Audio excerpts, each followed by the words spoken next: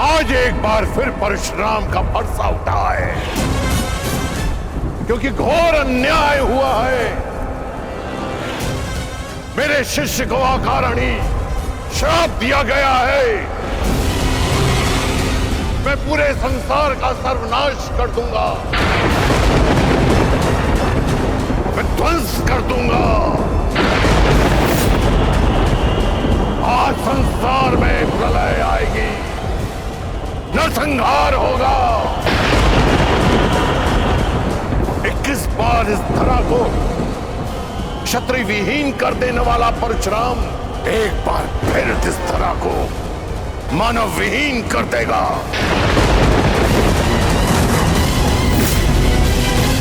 उपकार का बदला उपकार से ना चुकाना, ऐसे मानव जाति को जीवित रहने का कोई अधिकार नहीं देगा परशुराम।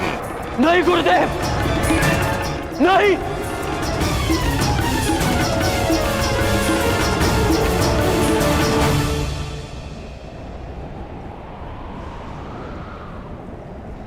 ऐसा अनर्थ मत करिए गुरुदेव,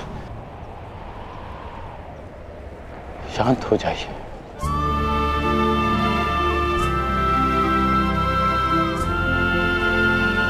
इतना क्रोध क्यों गुरुदेव?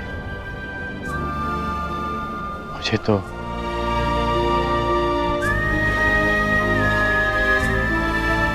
श्राप और उपेक्षा का अभ्यास सा हो गया है, और एक श्राप थोड़ी ना मिला है मुझे। मेरा जीवन तो प्रारंभ से अभिशप्त रहा है, और आपने भी तो मुझे श्राप दिया है गुरुदेव। मैं जमदग्नि पुत्र परशुराम तुम्हें श्राप देता हूँ। मेरे द्वारा दिए गए दिव्यास्त्रों का आवाहन नहीं कर पाओगे, ये मेरा श्राप है। उसी अपराध की अग्नि में तो परशुराम अभी तक जल रहा है पुत्र। ऐसा कहकर मुझे पाप का भागी ना बनाए। मां की मार और गुरु की फटकार, जीवन में इससे बड़ा प्रसाद नहीं हो सकता। और वैसे भी गुरुदेव, कोई भी श्राप और कोई भी पीड़ा मेरे भाई शिवम की मृत्यु से अधिक नहीं हो सकती। मुझे परिवर्तन चाहिए, न्याय चाहिए, समानता चाहिए गुरुदेव। और इस न्याय, परिवर्तन और समानता को पाने के लिए मैं एक श्राप तो क्या, सहस्त्र श्राप सह सकता।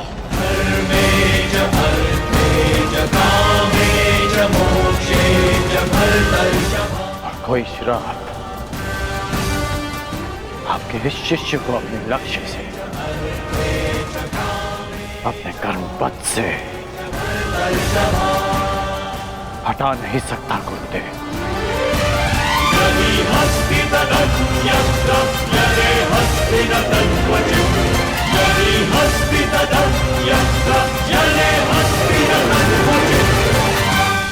लोह को भी अधिक ताप में रखा जाए तो वो भी पिघल जाता है। पाषाण पर चोट करो तो उसमें से भी चिंगारियां निकलती हैं, परंतु कर्ण, तुम तो स्वर्ण हो, स्वर्ण। तुम्हें जितना तपाया जाता है, तुम मुझसे कहीं अधिक चमकदार बनकर निकल आते हो। यहां कई वीर योद्धा आए और आएंगे भी, पर तुम जैसा धैर्यवान और वीर योद्धा न भूत हो न भविष्य हो, न कभी हुआ है और ना ही कभी होगा। मैं तो चिरंजीवी हूं, कभी मृत्यु को प्राप्त नहीं होगा, परंतु वत्स, मृत्यु भी तुम जैसे धैर्यवान और वीर योद्धा को प्रणाम करेगी और कामना करेगी कि कदाचित उसे तुम्हारे हाथों पराजय देखनी पड़े। अपने कर्म पथ पर आगे बढ़ो कर्ण। तुम भले ही अभिशापित हो और संसार के वीर योद्धाओं से कहीं अधिक श्रेष्ठ सिद्ध होगे। तुम मृत्युंजय कर्ण बनोगे।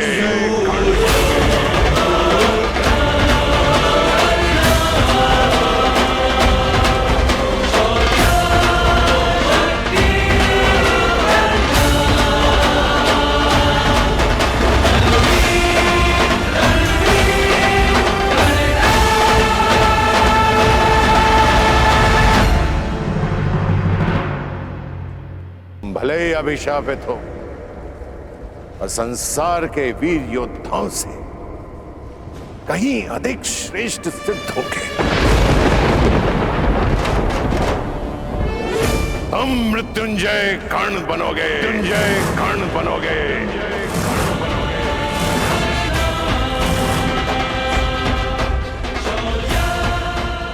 आज तक इतिहास मनुष्य को मिले वरदान को स्मरण करते आया है, परंतु तुम्हारा श्राप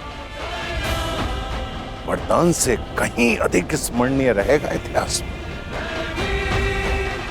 जो महायुद्ध होगा उसमें तुम्हारा श्राप सबसे अधिक स्मरणीय रहेगा। मनुष्य वरदान पाकर भी विजय पथ की ओर नहीं बढ़ पाते, परंतु तुम अभिशप्त होकर भी निर्भय विजय पथ पर आगे बढ़ोगे कर्ण।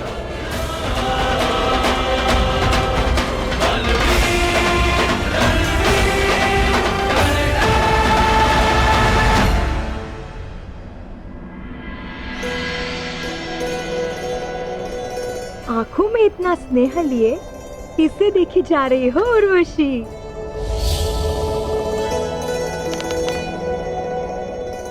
उस वीर को क्या तेज है उसके मुख पर, और बाजुओं में कितना बल।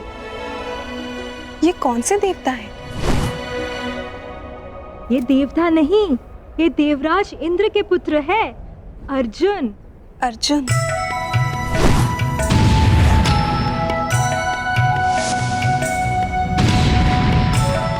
प्रतीत होता है तो तुम्हारा मन आ गया है इस देवता पुत्र पर मैं तो तुम्हें पहले ही सावधान कर चुकी हूँ। ये देवराज इंद्र के पुत्र है। तो मैं भी देवताओं को वश में करने वाली अप्सरा उर्वशी हूँ, और इस देव पुत्र को भी मैं अपने वश में कर ही लूंगी। महाबली कर्ण की, महाबली कर्ण की, अंगराज कर्ण की, अंगराज कर्ण की, अंगराज कर्ण की।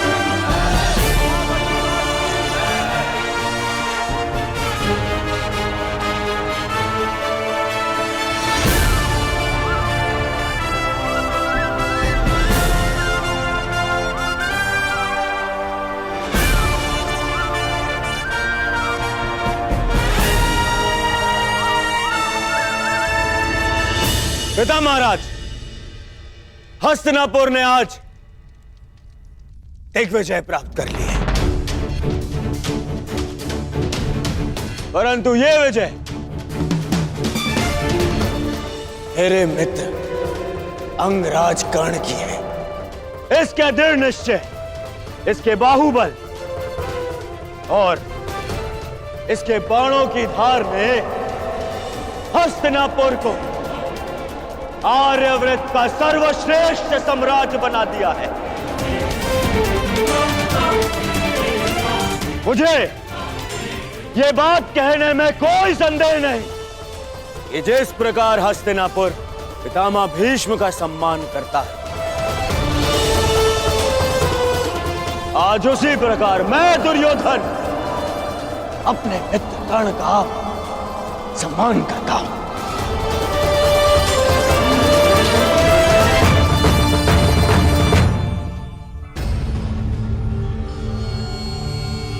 मैं तो ये तक कहूंगा कि मेरा मित्र कर्ण है तो मैं सनाथ हूं, और वो नहीं तो मैं अनाथ हूं। महाराज की जय हो। राजकुमार अर्जुन को पशुपतास्त्र प्राप्त हो चुका है और देवराजेंद्र उन्हें अपने साथ स्वर्ग ले गए हैं।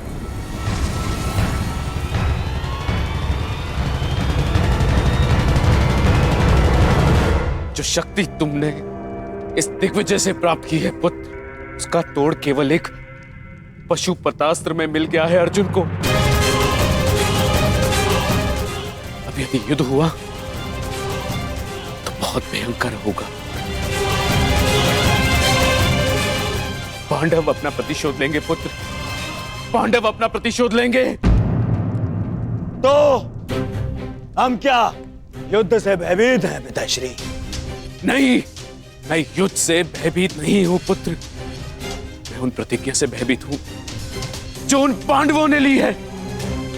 मैं देख नहीं सकता पुत्र, परंतु 12 वर्षों से हर रात्रि मेरे स्वप्न में मुझे द्रौपदी का वो श्राप सुनाई देता है। ऐसा प्रतीत होता है कि जैसे वो अग्निसूता अपने दोनों हाथों में अग्नि लिए हस्तिनापुर की ओर बढ़ रही है पुत्र। वो किसी भी क्षण हम सबको भस्म कर देगी, भस्म कर देगी। हमारे पास भारत की सबसे बड़ी सेना है। ये भयभीत होने का समय नहीं है। तो ये उत्सव मनाने का भी समय नहीं है पुत्र। मैं ये युद्ध होने नहीं दे सकता। पांडवों का वनवास समाप्त होने वाला है पुत्र। कुछ करो, गुप्तचर भेजो, यदि आवश्यकता पड़े तो स्वयं जाओ, परंतु उन पांडवों का अज्ञातवास प्रारंभ होते ही उन्हें पकड़कर वनवास भेज दो। हस्तिनापुर और मेरे पुत्रों की सुरक्षा के लिए उन पांडवों का सदा के लिए वनवासी हो जाना ही अधिक श्रेयस्कर है पुत्र। महाराज अब व्यर्थ में भयभीत हो रहे हैं। हमारे पास विशाल सेना है। भारत के सभी महारथी या तो हमारे मित्र हैं या हमारे अधीन। हमारे पास योग्यता है, इतना बल है, फिर क्यों ना करें युद्ध? क्यों ना संसार को सिद्ध कर दे कि हस्तिनापुर ने पांडवों का राज्य बल से जीता है, युद्ध के छल से नहीं।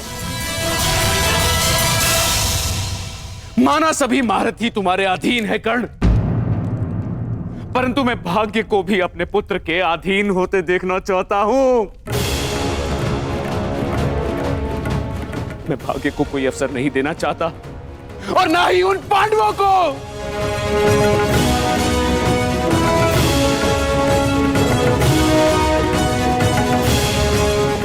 हाँ महीन, आप ही बताइए, क्या एक वीर योद्धा का लक्ष्य युद्ध और विजय नहीं? क्या गुप्त रूप से दृष्टि रखना कृपाणु का कार्य नहीं होता? इस समय मैं महाराज धृतराष्ट्र से सहमत हूं।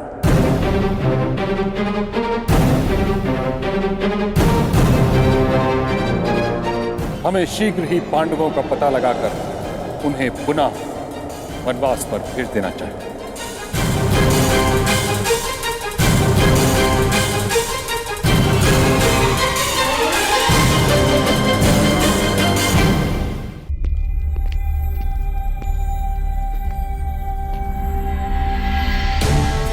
आप ऐसा कहेंगे,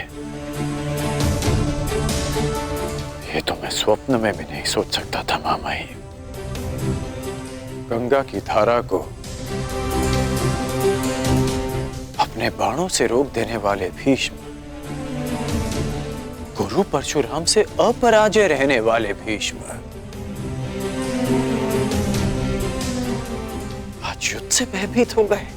अंगराज कर्ण, तुम एक योद्धा हो, यह भली भांति जानते हो कि सर्वश्रेष्ठ युद्ध वही है जो कभी हो ही ना।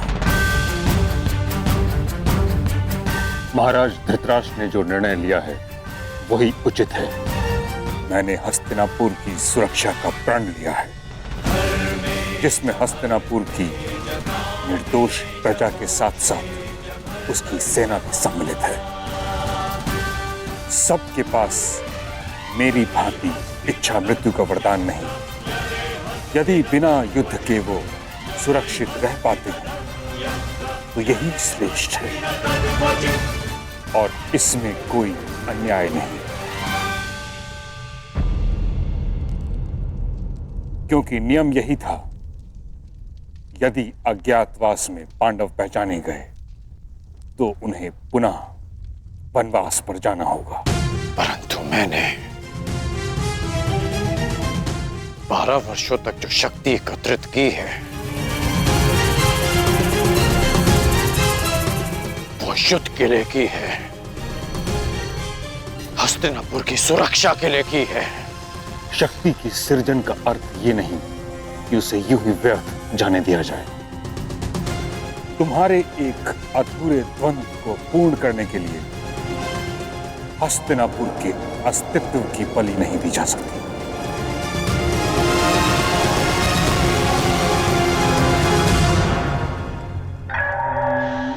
शांत महाबली कर्ण,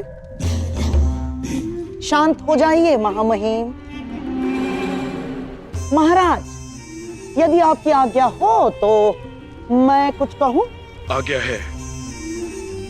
महाराज, मुझे लगता है कि अंगराज कर्ण का मत तर्कसंगत है।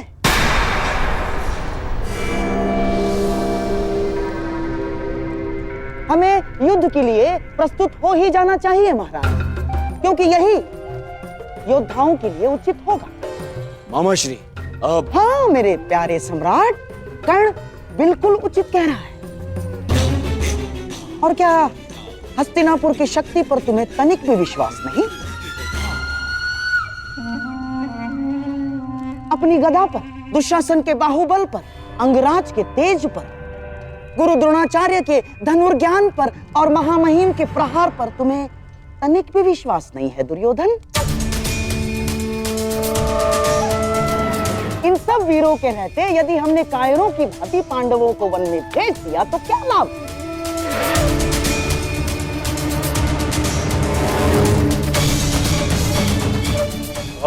मेरी बात समझो मेरे प्यारे सम्राट। कर्ण उचित कह रहा है।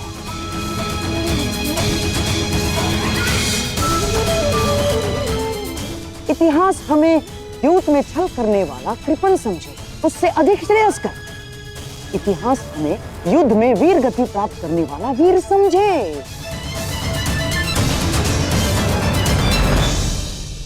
महाराज, क्या आप अपना नाम इतिहास में एक भयभीत पुत्रमोही सम्राट के रूप में लिखवाना चाहेंगे?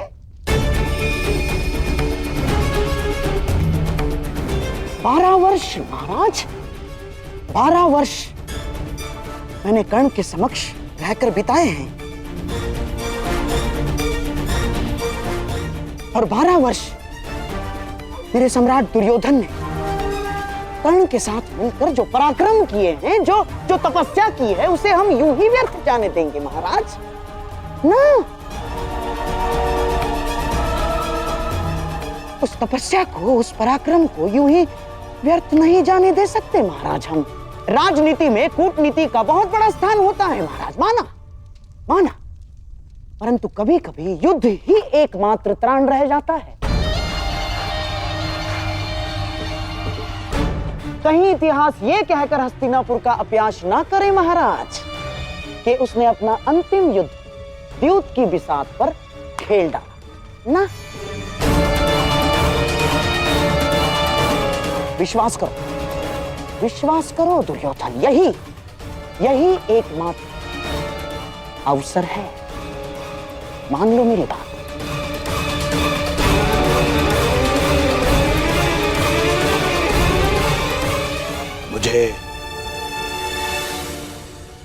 मुझे स्वीकार है।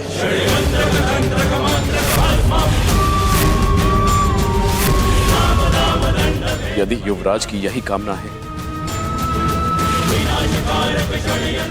तो यही सही। सभा समाप्त हुई।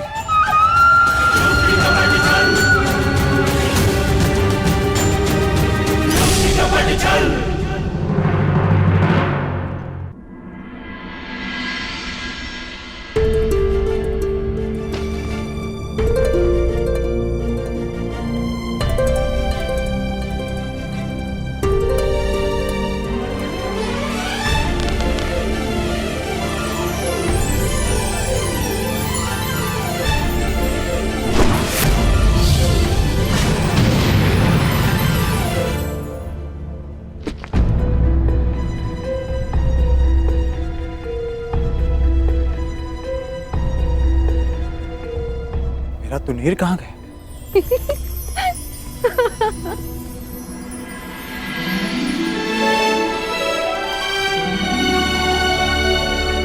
कब से देखे जा रही हूँ वीर, अभ्यास पे अभ्यास किए जा रहे हैं। तनिक विश्राम तो कर लो। मेरे पास विश्राम का समय नहीं। मुझे मेरा तुनीर लौटा दीजिए देवी। उर्वशी, उर्वशी नाम है मेरा।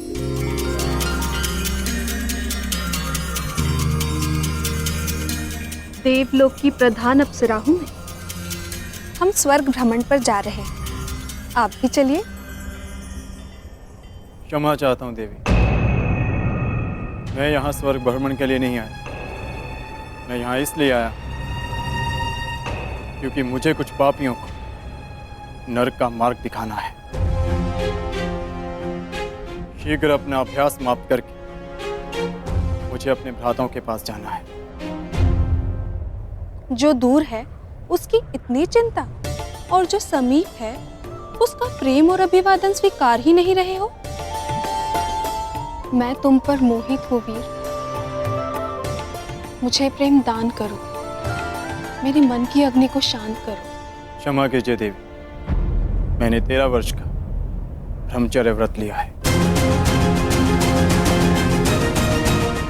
प्रणिपात।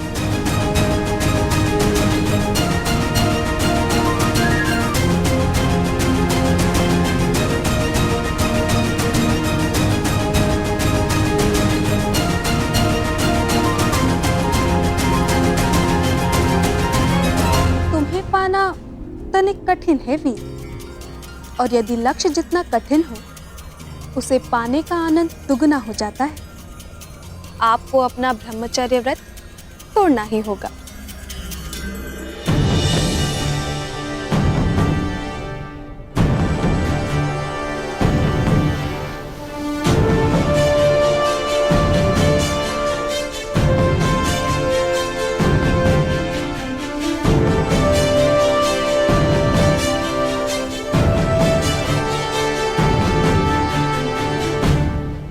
सागर की लहरों का स्वर सुन रहे हैं मामही? युद्ध की रणभेदी सुनाई दे रही है ना आपको? आप कितना भी प्रयास कर लीजिए इस युद्ध को रोकने का, परंतु हस्तिनापुर के द्वार पर 12 वर्ष पूर्व ही युद्ध का शंखनाद हो चुका है। हाँ, जानता हूं। इसी कारण इस युद्ध को रोकने का प्रयास कर रहा हूं। राज्यसभा में मैंने इस युद्ध का विरोध इसलिए किया क्योंकि बात सिर्फ हस्तिनापुर की सुरक्षा की नहीं। यदि युद्ध हुआ तो आपको युवराज दुर्योधन का साथ देना पड़ेगा, और आप नहीं चाहते कि आपको पांडवों के विरुद्ध अस्त्र उठाने पड़े, और आप ये भी नहीं चाहते कि भाई भाई के विरुद्ध शस्त्र उठाए। हाँ, मैं नहीं चाहता कि भाई भाई पर शस्त्र उठाए, क्योंकि इस युद्ध से विनाश के अतिरिक्त कुछ नहीं मिलने वाला। मिलेगा, अवश्य मिलेगा मामाही। परिवर्तन, न्याय, अधिकार मिलेगा जो इसके योग्य होगा। युद्ध तो होकर रहेगा मामा, युद्ध तो होकर रहेगा।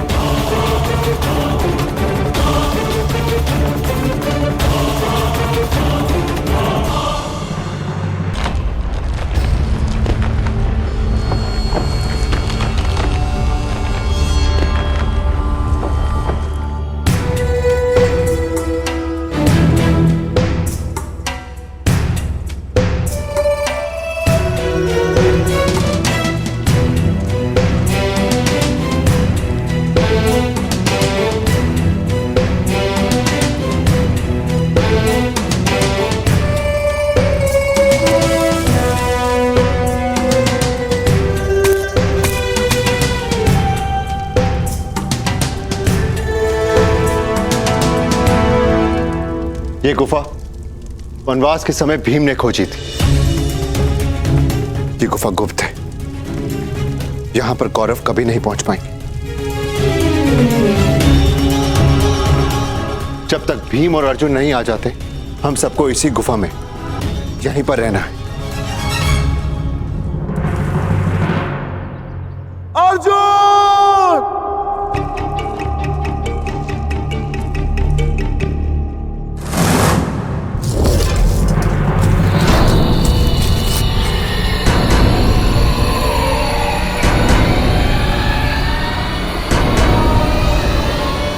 अधिक समय नहीं है,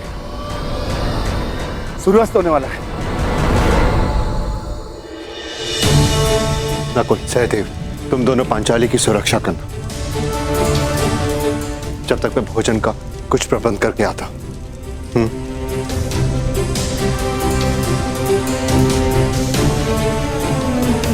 तुम ध्यान रखना। आप भी।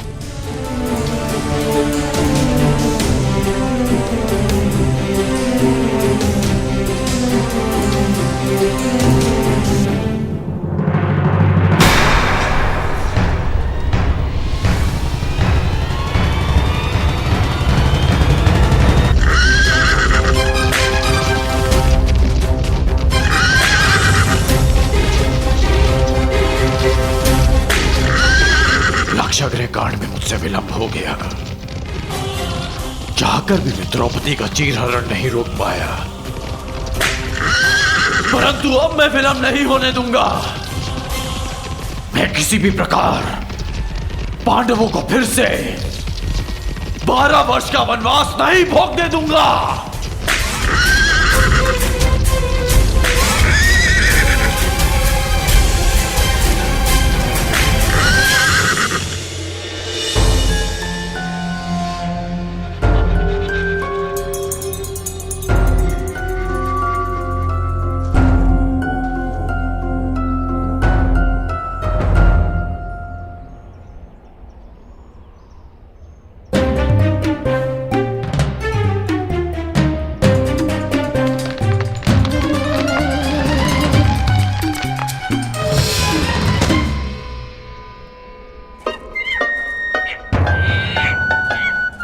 वानर रुक!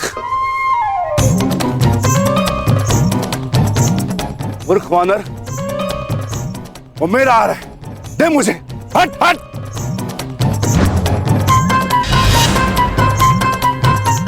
क्रोध मत दिला वानर।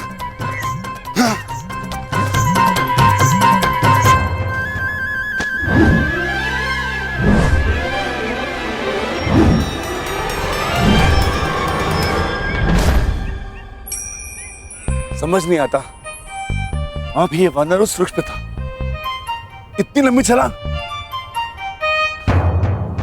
ये कैसे संभव है?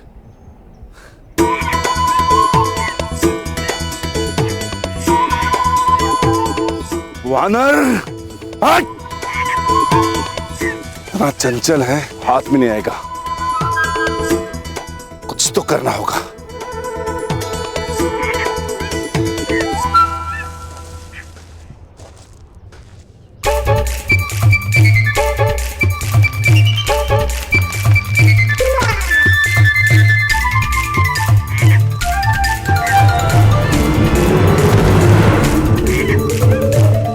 तक रुष्ट कराए वानर, अब तुझे नहीं छोड़ूंगा।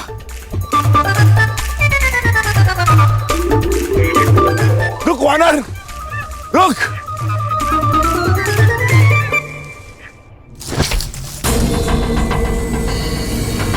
आप लोगों ने ये स्वर सुना आर्य पुत्रों?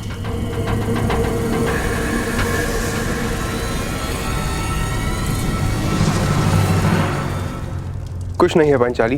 गुफा के द्वार पर कोई वन्य जीव होगा।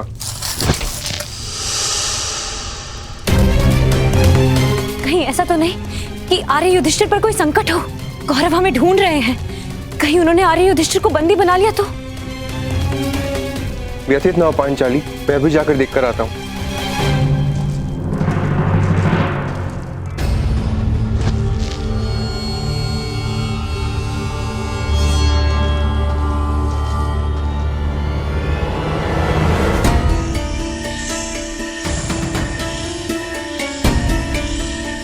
कौन है? कौन है? सामने प्रस्तुत हो।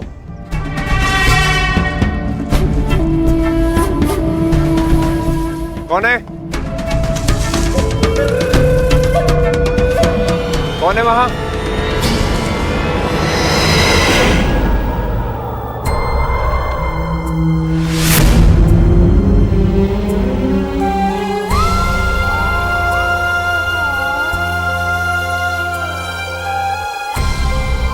हे प्रभु, ये कैसे अनिष्ट का संकेत?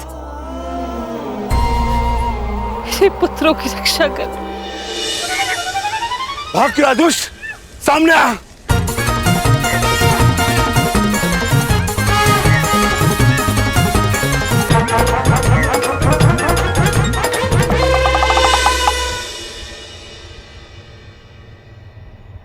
मूर्ख वानर, अब मैं तुम्हें नहीं छोड़ूंगा।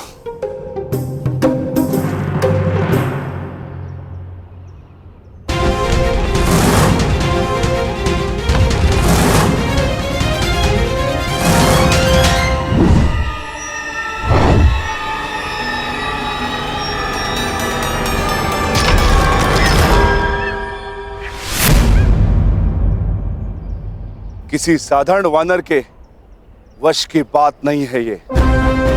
कौन हो तुम? यक्ष हो या गंधर्व, देव हो या असुर, मायावी हो या किन्नर, अपना परिचय दो वानर। कनिष्ठ भ्राता को ढूंढने आए हो वृकोदर, और श्रेष्ठ भ्राता को ही नहीं पहचान पा रहे हो। ज्येष्ठ भ्राता? मेरे ज्येष्ठ भ्राता तो युधिष्ठिर है, परंतु आप कौन है?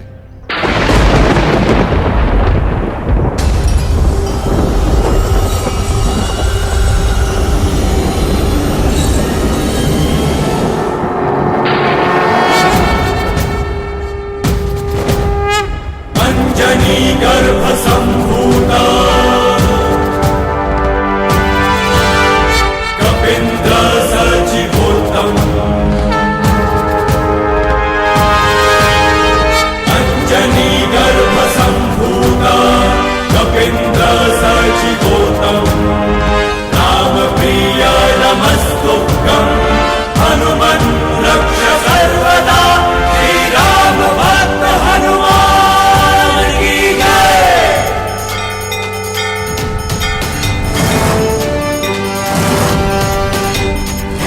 श्री राम भक्त हनुमान की।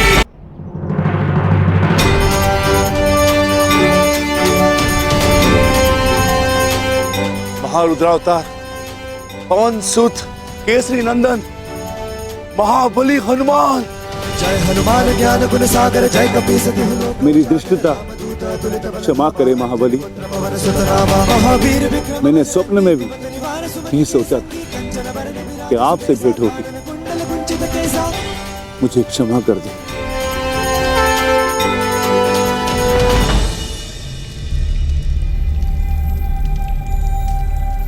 कितना समय हो गया है आर्य सहदेव? आर्य नकुल को तो अभी तक आ जाना चाहिए था। कहीं वो किसी संकट में तो नहीं?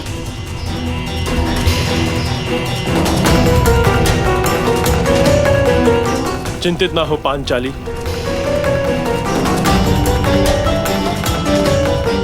हम पांचों एक दूसरे की ढाल हैं।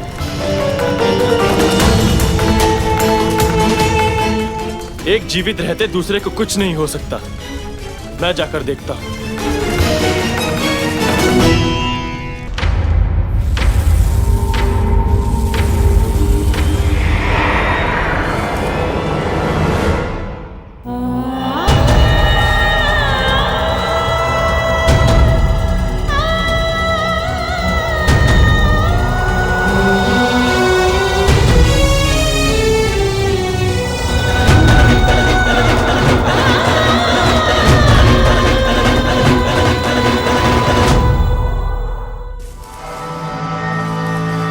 कौन है वहां?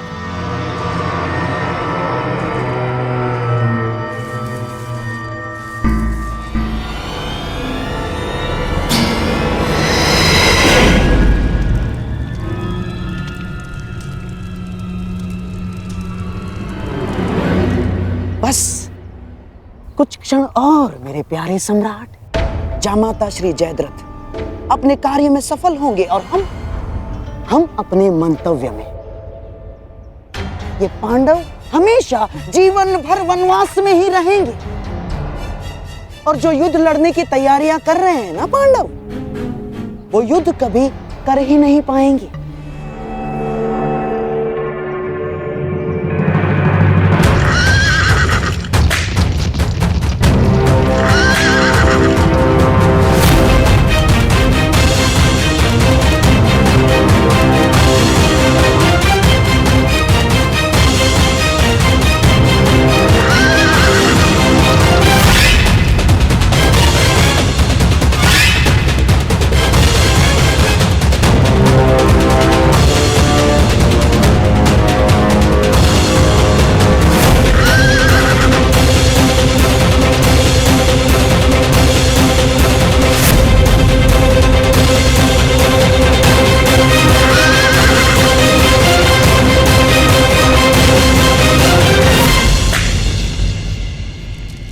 आर्य नकुल, आर्य सहदेव, आर्य युधिष्ठिर।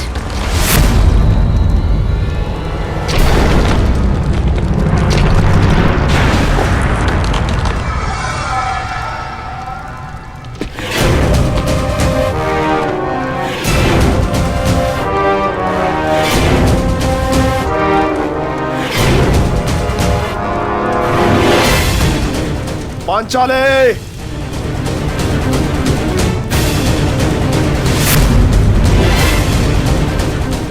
इस अकिंचन जयद्रथ को अपने दर्शन देकर उपकार कीजिए पांचाली।